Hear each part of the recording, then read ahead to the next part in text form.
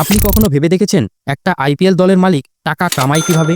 একটা আইপিএল দল কিনতে মালিকের খরচ হয় 500 থেকে 600 কোটি টাকা, কিন্তু সেই দল ফাইনাল জিতলে তার পকেটে আসে মাত্র 20 কোটি টাকা। তাহলে কি তাদের লস হয়? একদমই না। চলুন খুলে বলছি। প্রথমে আসি বড় খেলায়। ব্রডকাস্টিং রাইটস, টিভি আর ডিজিটাল রাইটস বিক্রি হয়েছে 9,680 কোটি টাকায় বছরে। এর অর্ধেক মানে 4,840 কোটি ভাগ হয়ে যায় 10টা দলের মধ্যে।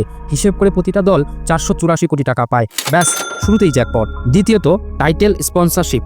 টাটা এসে ঢেলেছে 500 কোটি টাকা বছরে। এর 40% যায় দলগুলোর মাঝে আর 60% যায় বিসিসিআইয়ের কাছে। ফলে প্রতিটা দল পায় আরও 20 কোটি টাকা। তৃতীয়ত, স্টেডিয়ামের টিকিট। ম্যাচের দিন ভক্তদের ভিড়ে স্টেডিয়াম গম গম করছে। টিকিট বিক্রির 80% লাভ সোজা হোম টিমের পকেটে। এছাড়া খেলোয়াড়দের জার্সিতে 10 রকমের ব্র্যান্ডিং, এর থেকেও কামিয়ে নিচ্ছে 100 থেকে 200 কোটি টাকা। আরও আছে মার্চেন্ডাইজ, টি শার্ট, ক্যাপ, এই সমস্ত বিক্রি করে লাখ লাখ ভক্তদের কাছ থেকে টাকা কামাচ্ছে। টিভির বিজ্ঞাপন, ওটা তো আরেকটা সোনার খনি। তাহলে ফাইনাল জিতলে মাত্র 20 কোটি আর আইপিএল খেললেই 1000 কোটি। আইপিএলে আপনি কোন দল কিনতে চলেছেন?